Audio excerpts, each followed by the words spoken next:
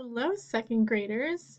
Today we talked about nonfiction text features in our group meeting. So we're going to go over those really quick and then you are going to practice looking for these text features. So let's go ahead and get started. This book is called The Power of Nature. And here we can see the table of contents right in the front of the book. So the table of contents can always be found in the front of the book. This is important because it tells you every single thing it will talk about. And it'll tell you which page you can go to find it. So if you wanted to read about cats, this probably wouldn't be the best book for you. You can tell based on looking in the table of contents.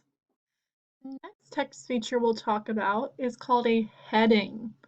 A heading, right here, is going to tell us what the next few pages will be about. So here it says, can we stop the power of nature? So we can guess that on the next few pages, we are going to read about if we can stop the power of nature. Go ahead and point to the heading on your screen, right here. The next text feature we'll talk about is called a caption.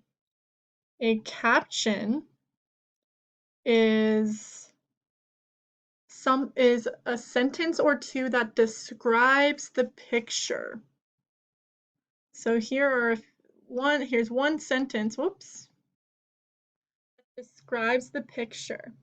So let's read the caption together. Some storms are very powerful.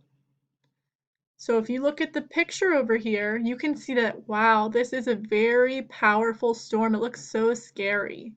So the caption tells us about the picture. Go ahead and point to the caption on your screen. The next text feature is called a picture.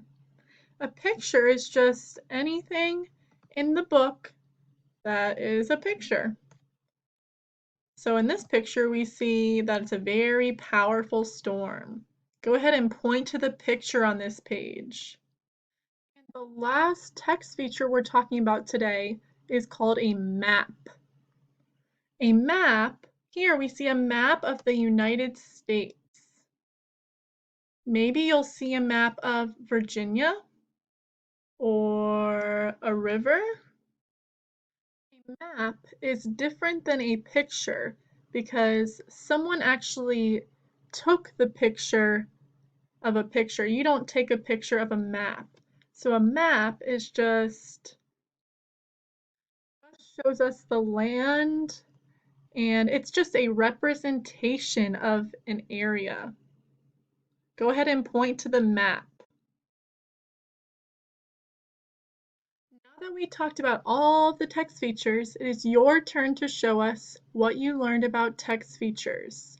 So on the next few pages, you're going to match the picture with the word, and then you're going to do some circling.